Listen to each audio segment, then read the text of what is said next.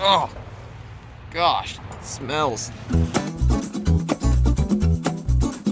This is my truck Travis with his camper shell. Inside said camper shell is my camping setup that I made on a very cheap budget very quickly. However, in this quick video, I'm going to take you through my journey of building my truck camper. Before I bought my camper shell, I had the bright idea to build a truck bed camper using 2x4s and salvage plastic siding. Despite the numerous people telling me it was a bad idea, I did it anyway, and nearly $1,000 later, I discovered that I still needed way more time and money to complete the thing, and the camper was way too heavy, which landed me with a busted rear main axle seal and some shock damage on my truck. So I destroyed it and tried again, this time with a much more feasible goal. But before I started building it, I had a nuisance to deal with: ants. Once I cleaned up the camper shell, I filled in the cracks with expandable foam and then trimmed that off. After that, I noticed ants all over the interior and exterior of the camper shell. I promptly got to work to rid myself of the invasive hive mind. However, I found them rather resilient to poison.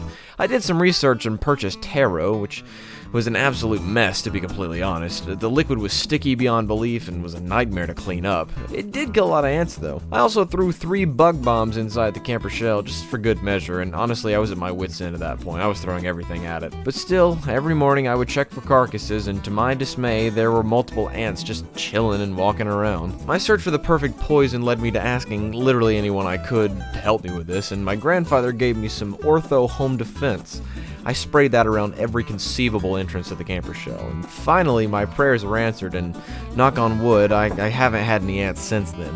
Which brings me to today. I've needed to reapply the seal for some time, and water has been slowly leaking into the carpet and wood of my frame.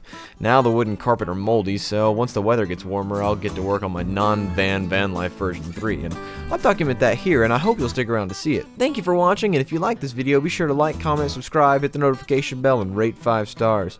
You guys remember that? Remember when you could rate videos on YouTube? Yeah, back in my day, we had video ratings and response videos.